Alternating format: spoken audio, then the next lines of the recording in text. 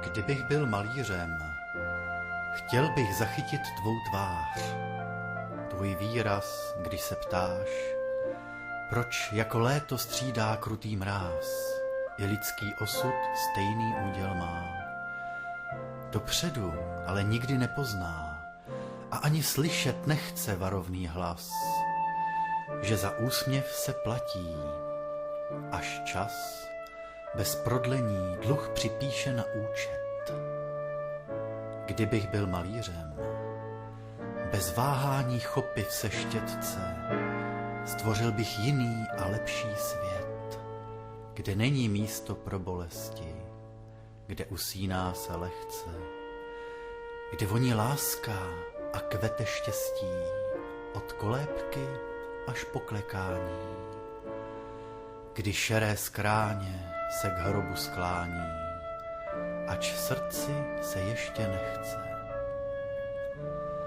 Až zavřeš kroniku svých dnů, dopíšeš posledních pár vět o splněných tužbách, marných snech, svou poslední vroucí modlitbu.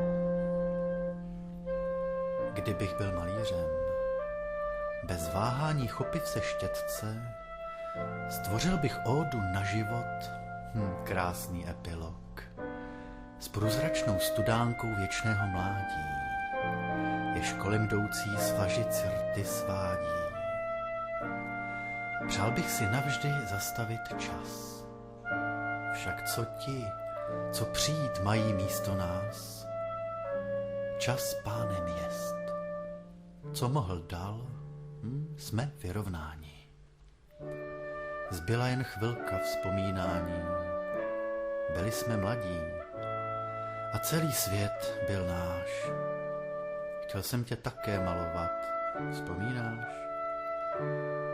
Kdybych byl tehdy malířem, chopit se štětce, zvětšnil křivku tvých úst a teplo tvých dlaní, pulzující žilku na tvé skráni, pružnost tvých boků a ohebnost šíje, zachytit kouzlo oné melodie, v níž trilkoval tvůj smích. Neudělal jsem nic, spáchal jsem hřích.